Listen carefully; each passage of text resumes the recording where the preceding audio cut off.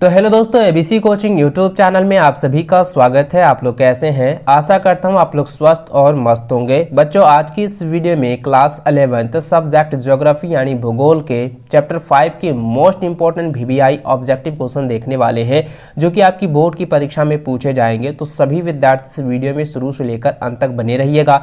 Video में बताए गए सभी क्वेश्चन आंसर को अपने कॉपी में नोट कर लीजिए और हो सके तो इसको अच्छे से रिविजन कर लीजिएगा। एग्जाम से पहले आप लोगों को अच्छे से रट लेना है, क्योंकि दोस्तों 100% आप लोग श्योर हो जाइए कि इसी में से आपके बोर्ड एग्जाम में प्रश्न पूछे जाने वाले हैं। तो विद्यार्थी अंत तक बने रहिएगा।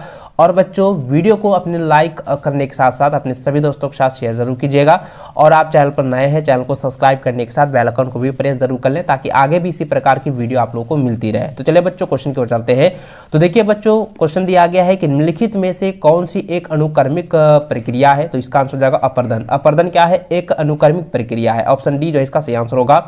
अगला सवाल है कि जल योजन प्रक्रिया निम्नलिखित पदार्थों में से किसे प्रभावित करती है? तो इसका आंसर हो जाएगा लवण को प्रभावित करती है। ऑप्शन डी इसका सही आंसर होगा। अगला सवाल है अपक्षय किसके लिए महत्वपूर्ण प्रक्रिया है? तो अपक्षय जो है मृदा निर्माण के लिए जो है महत्वपूर्ण प्रक्रिया है। ऑप्शन बी इसका सही आंसर होगा। अगला सवाल है कि निम्नलिखित में कौन सा अपक्षय का रूप है? तो देखिए, अपक्षय का रूप जो है निम्नलिखित में से कौन सा है? ये सवाल दोस्तों कई बार एग्जाम में पूछा जा चुका है, रिपीटेड सवाल। इसको आप लोग VBA लगा के इसको याद कर लीजिएगा। दोस्तों, भौतिक, रासायनिक और जैविक, ये तीनों रूप में जो है अपक्षय का रूप होता है। तो ऑप्शन नंबर डी जो है इसका सही आंसर होगा इनमें से सभी। अगला है भौतिक अपक्षय के लिए सबसे महत्वपूर्ण तत्व क्या है? तो महत्वपूर्ण तत्व क्या होता है बच्चों? इसका आंसर होगा तापमान। ऑप्शन नंबर जो है ए इसका सही आंसर होगा। अगला सवाल है निम्नलिखित में से कौन दो महत्वपूर्ण तत्व जलवायु से संबंधित है? तो इसका आंसर क्या हो जाएगा? इसका आंसर हो जाएगा तापमान एवं वर्षा। ऑप्शन बी इसका जो है राइट आंसर होगा।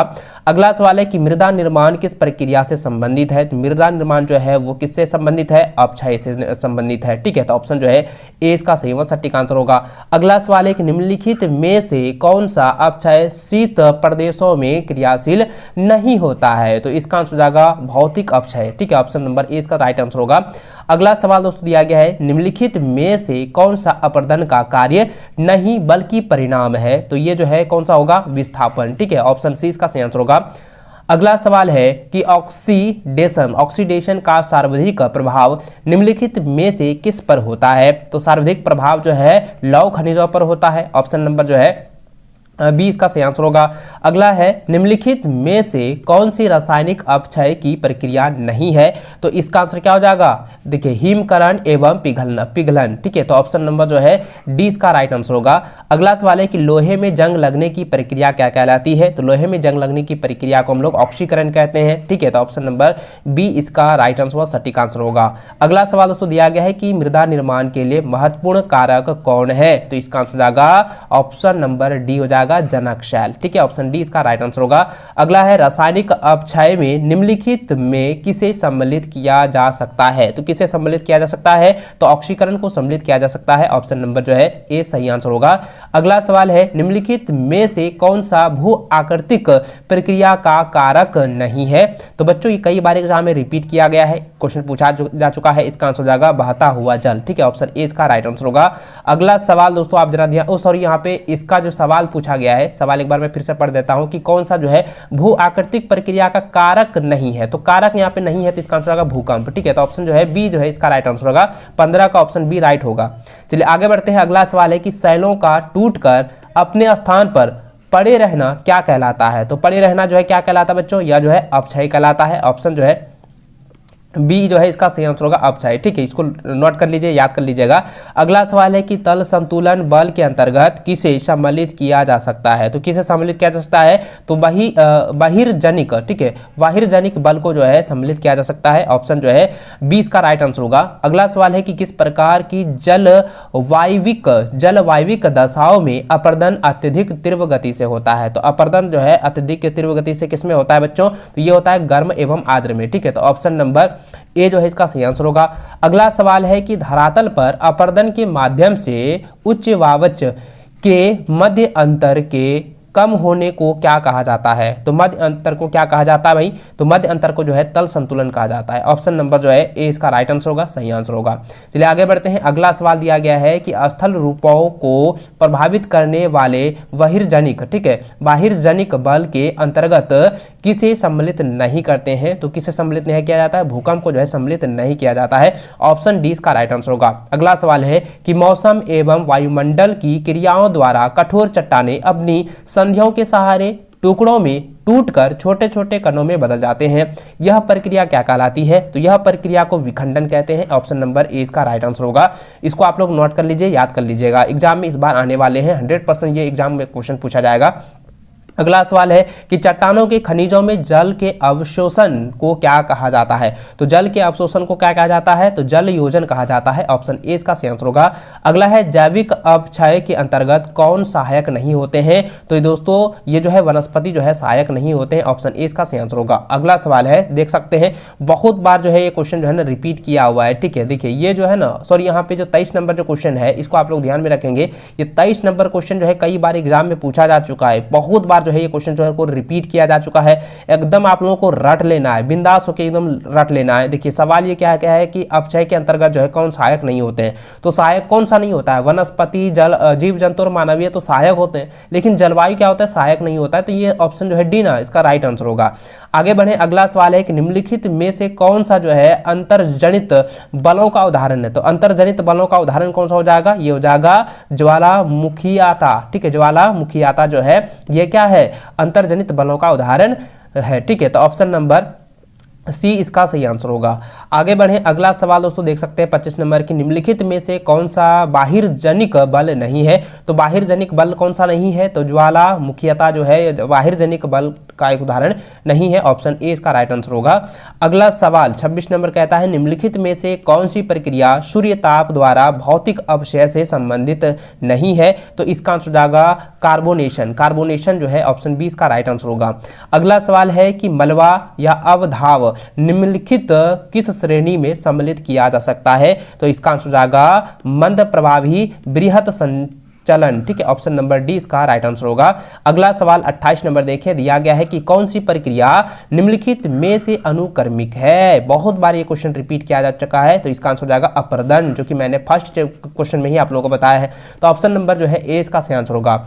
अगला सवाल है कि निम्नलिखित में से अंतर्जात, ठीक है, अंतर्जात बलों के अंतर्गत किसे सम्मिलित किया जा सकता है? तो यह बच्चों कई बार एग्जाम में पूछा जा चुका है। इसका आंसर हो जाएगा ज्वालामुखीता। ऑप्शन नंबर ए इसका राइट आंसर होगा। अगला सवाल है निम्नलिखित में से किसका संबंध पटल विरूपण से नहीं है? तो इसका आंसर हो जाएगा तल संतुलन। ऑप्शन ए इसका राइट आंसर होगा। अगला सवाल है कि निम्नलिखित बहिर्जनिक भू आकृतिक प्रक्रिया में किसे सम्मिलित नहीं करेंगे? तो बच्चों किसे सम्मिलित नहीं किया जाएगा? तो इसको भूकंप को जो है सम्मिलित नहीं कर सकेंगे, ठीक है, नहीं किया जाएगा। ऑप्शन बी इसका राइट आंसर होगा। अगला सवाल है कि कौन सी प्रक्रिया सूर्य ताप द्वारा भौतिक अपक्षय से संबंध नहीं रखती है? तो इसका आंसर क्या हो जाएगा भाई? इसका आंसर हो जाएगा ऑप्शन नंबर बी कार्बोनेशन, ठीक है। ऑप्शन बी इसका राइट आंसर होगा। अगला सवाल है कि निम्नलिखित में से किसका संबंध अंतर्जनित भू आकृति प्रक्रिया से है? तो इसका आंसर क्या हो जाएगा? ऑप्शन नंबर ए हो जाएगा पटल विरूपण। ऑप्शन ए इसका सही व सटीक आंसर होगा। चलिए बच्चों आगे बढ़ते हैं। अगला सवाल 34 नंबर देखें, जो कि बहुत बार एग्जाम में पूछा जा चुका है कि निम्नलिखित में से किस अनाच्छादन, ठीक, अनाच्छादन के अंतर्गत नहीं जा सकता है? तो बच्चों इसका आंसर जाएगा ज्वालामुखीता। देखिए बहुत बार ना ये क्वेश्चन जो है रिपीट कर रहा है, कई लैंग्वेज को थोड़ा थोड़ा चेंज करके पूछ रहा है। इसको डरना नहीं है, आप लोग इसको याद रखेंगे ज्वालामुखीता, ठीक है। चलिए आगे बढ़ते हैं। अगला सवाल है निम्नलिखित में से कौन सा बृहत संचलन के लिए प्रेरक बल का कार्य करता है? तो प्रेरक बल का कार्य करता है तो बच्चों इसका आंसर जाएगा गुरुत्वाकर्षण बल। ऑप्शन नंबर डी जो है इसका सही व सटीक आंसर होगा। अगला सवाल है कि अपर्दन और परिवहन के लिए कौन सा ऊर्जा प्रेरक बल का कार्य करता है? तो इसका आंसर जाएगा गतिज ऊर्जा कार्य करता है। ऑप्शन नंबर बी इसका राइट आंसर होगा, सही आंसर होगा। अगला सवाल 37 नंबर दिया गया है कि सभी प्रकार की बाहिर्जनिक भू आकृति प्रक्रियाओं के पीछे कौन सा प्रेरक बल कार्यरत है? तो कौन सा बल जो है कार्यरत है? तो इसका आंसर क्या हो जाएगा? गुरुत्वाकर्षण बल जो है वो कार्यरत है। ऑप्शन नंबर जो है ए इसका राइट आंसर होगा। अगला है रासायनिक अपक्षय की प्रक्रिया में किसे सम्मिलित नहीं कर सकते हैं। तो किसे सम्मिलित नहीं किया जा सकता है, तो दोस्तों हिमकरण को जो है सम्मिलित नहीं किया जा सकता है। ऑप्शन नंबर 20 का सही आंसर होगा।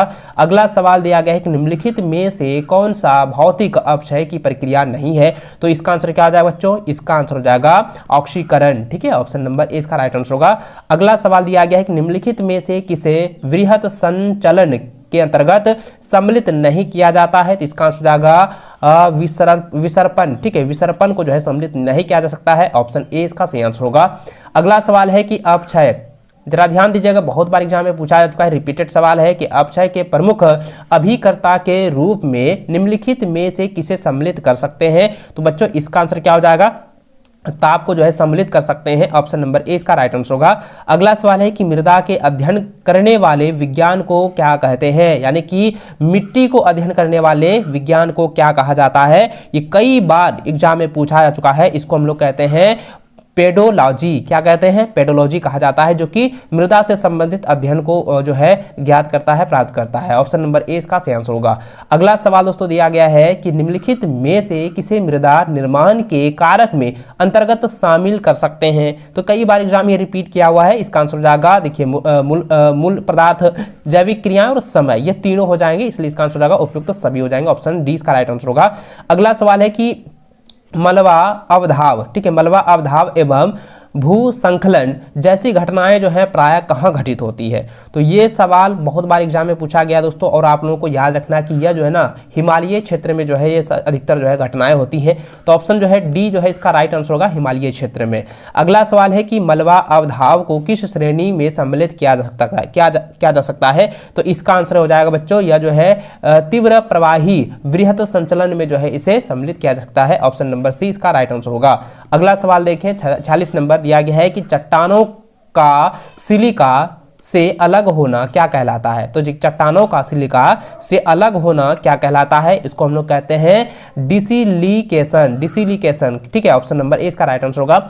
अगला सवाल है कि धरातल पर अपर्दन के माध्यम से उच्चावच के मध्य अंतर के काम होने को क्या कहा जाता है। तो इसको कहते हैं बच्चों तल संतुलन। ठीक है, ऑप्शन नंबर जो है ए इसका राइट आंसर होगा, सही आंसर होगा। अगला सवाल देखिए 48 नंबर दिया गया है कि पृथ्वी के आंतरिक भाग में गर्म लावा दरार की सहायता से धरातल के ऊपर आ जाती है, यह प्रक्रिया क्या कहलाती है। तो यह प्रक्रिया जो है ज्वालामुखीयता कहलाती है या ज्वालामुखी कहलाती है। ऑप्शन नंबर बी इसका सही आंसर होगा। अगला सवाल है कि रासायनिक अक्षय, अच्छा है, ठीक है, देखिए रासायनिक अक्षय का सर्वाधिक, ठीक है, देखिए यहाँ पे दिया गया है कि रासायनिक अक्षय का सर्वाधिक प्रभाव किस क्षेत्र में देखने को मिलता है। तो किस क्षेत्र में देखने को मिलता है बच्चों, तो ये हो जाएगा उष्ण एवं आर्द्र वाले क्षेत्र में जो है देखने को मिलता है। ऑप्शन ए जो है इसका सही आंसर होगा।